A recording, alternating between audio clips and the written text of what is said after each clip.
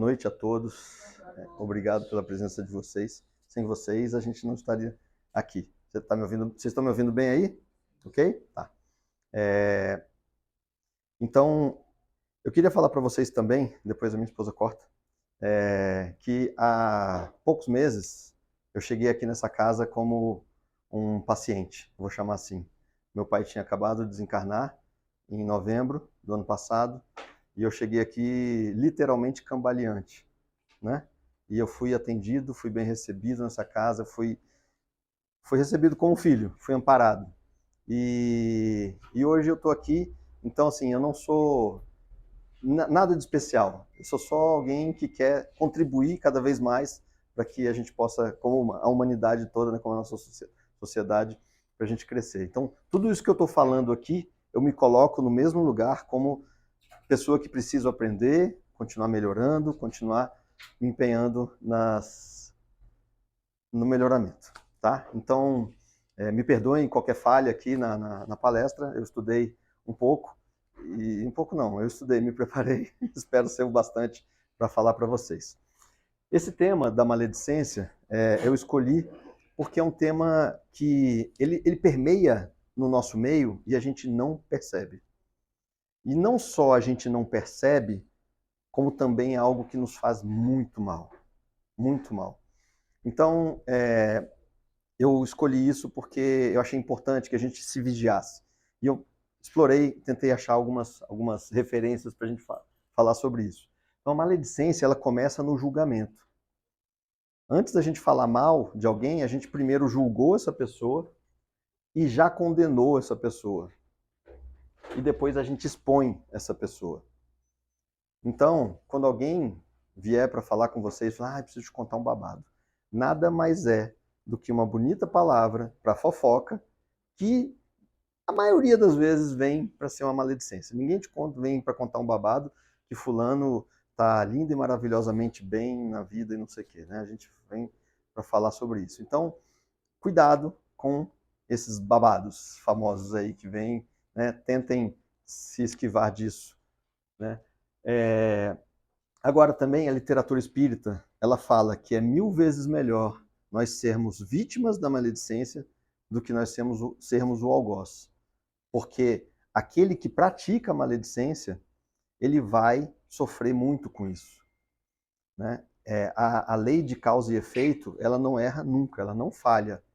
Então, se vocês ainda não assistiram o Nosso Lar 2, eu não vou dar spoiler, que é para quem não assistiu, mas tem uma cena específica em que o espírito pega um revólver plasmado e no que ele atira na pessoa, na mesma hora ele cai duro para trás. Ali é a causa e efeito na mesma hora. E ele é avisado, não faça, não faça, não faça, bum, e cai. Então, aqui na matéria as coisas demoram um pouco mais para nos acontecer, mas a gente não tem como não colher. A gente pode escolher a semeadura, mas a colheita ela é obrigatória. Então, quando a gente fala de maledicência, não tem como não ser também. Podemos ser vítimas de maledicência depois, se formos, né, os algozes. Várias coisas podem nos acontecer. E também, nas referências, é uma grande covardia, porque a pessoa que está sofrendo a maledicência, ela não está sabendo que está sendo alvo disso. Então, porque ninguém vai fazer uma maledicência, vem cá, deixa eu te falar uma coisa sobre você, sobre... Não, as pessoas falam nas costas, né? E aí vocês podem falar, peraí, Ricardo, mas a gente não tem que estar no orai e vigiai o tempo todo para que a gente não absorva essas energias? Sim, quanto melhor estiver a nossa frequência, em termos de gratidão, perdão, amor, menos influência a gente vai ter sobre a tal da maledicência contra nós.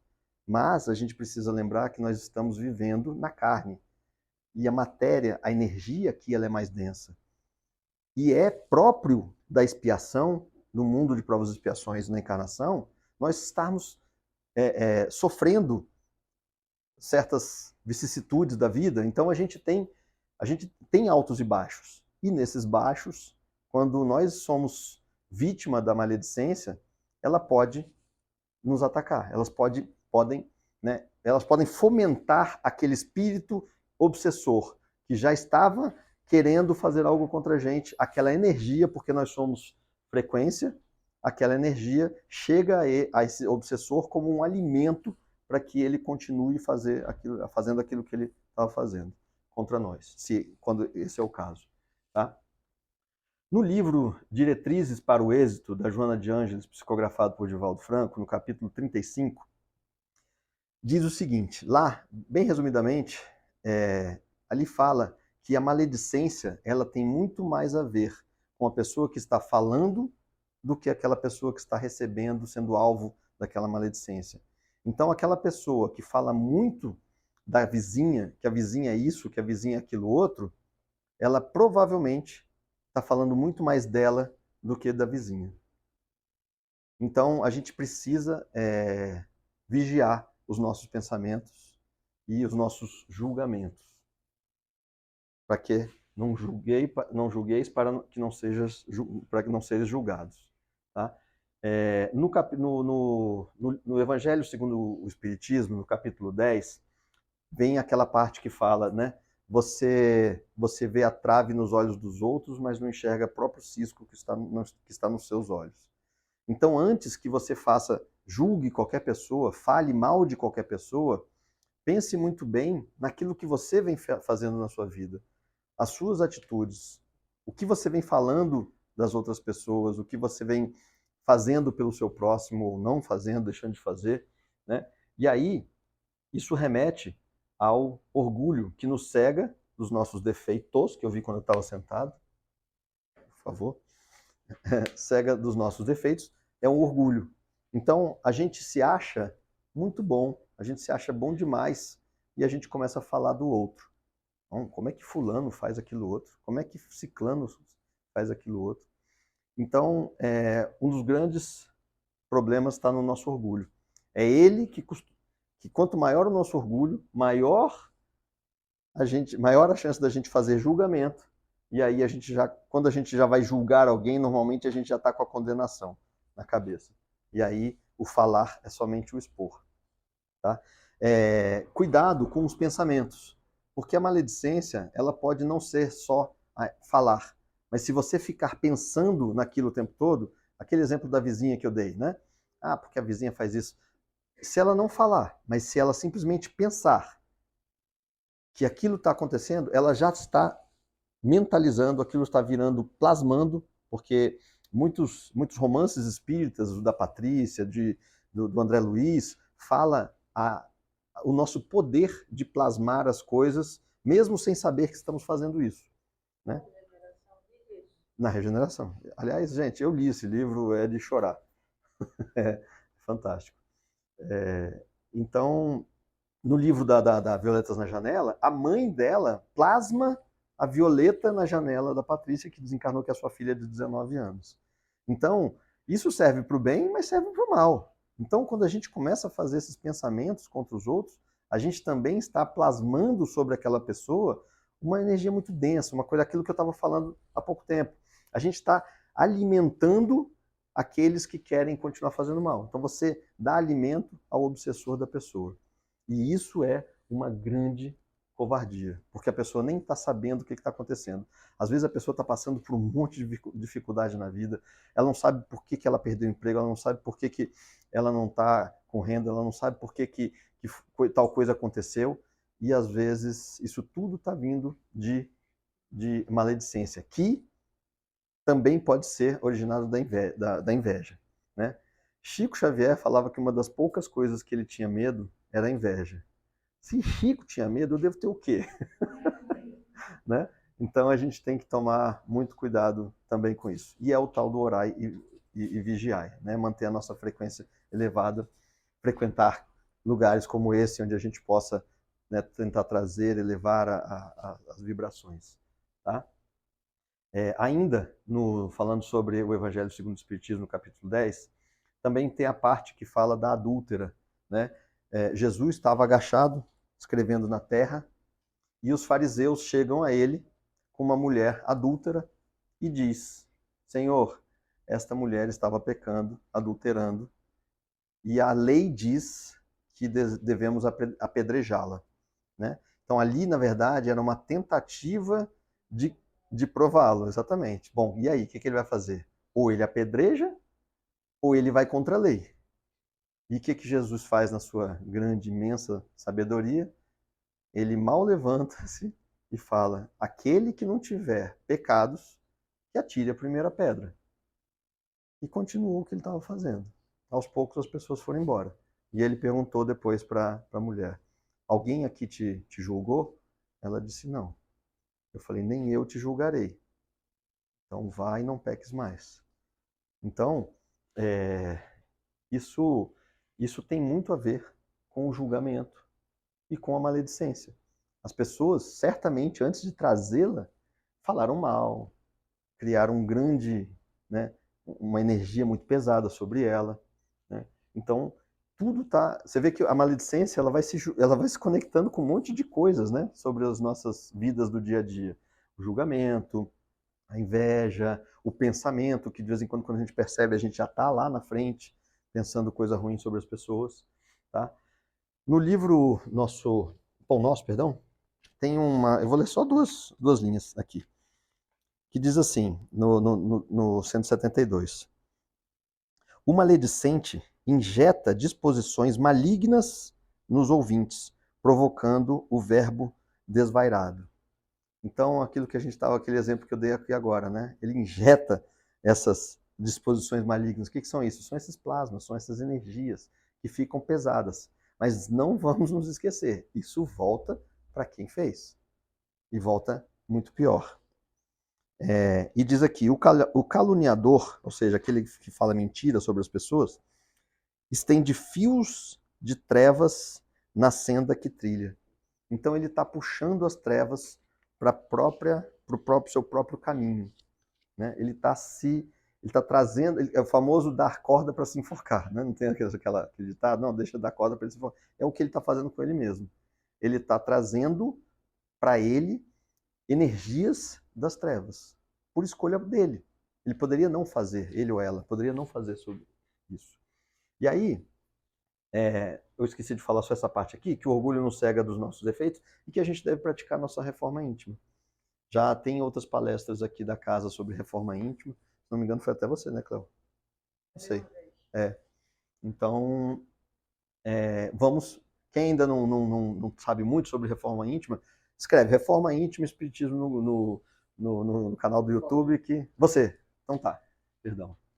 E aí, vamos dar alguns exemplos do tanto que isso pode ser prejudicial a uma pessoa, ou uma família, ou uma comunidade. Eu não sei se vocês se lembram, acho que isso foi ano passado que isso aconteceu, do caso Jéssica. Jéssica era uma menina de 22 anos que já tinha depressão. Eu estou falando tudo isso aqui porque isso é público, está na internet e eu não estou entrando, não entrar no mérito de julgamento. Mais uma vez, não quero julgar, mas vou relatar o que aconteceu. Um canal que se chama Choquei começou a falar que essa menina estava tendo um caso com uma pessoa famosa, e isso começou a incomodá-la de um tanto, porque as pessoas começaram a bombardeá-la de um monte de comentários, falando em rede social, os tais dos haters, né, são essas palavras novas aí, críticas pesadíssimas sobre ela. E a mãe dela veio a público pedindo, pelo amor de Deus, que primeiro tirasse a notícia do site e segundo que parassem de criticá-la, porque ela não tinha nada disso. Resumidamente, a menina se suicidou. Ela tirou a própria vida, 22 anos, por causa de maledicência. Olha o impacto que isso pode trazer na existência de uma pessoa, nessa encarnação que ela veio para tentar passar pelas suas provas e chega ao ponto de tirar a própria vida por causa da maledicência. Que dirá a pessoa que escreveu tudo aquilo e inventou, porque na verdade, pelo que se sabe até agora, nada daquilo foi verdade. Caso do Chico Xavier. Esse aqui eu também estava procurando mais casos sobre isso e achei da palestra da Comunhão Espírita que Chico ele tinha um problema no olho esquerdo, né? Acho que todo mundo sabe. E tinha uma época que ele fazia um tratamento, ele pergunta para Emmanuel, o meu caso tem cura?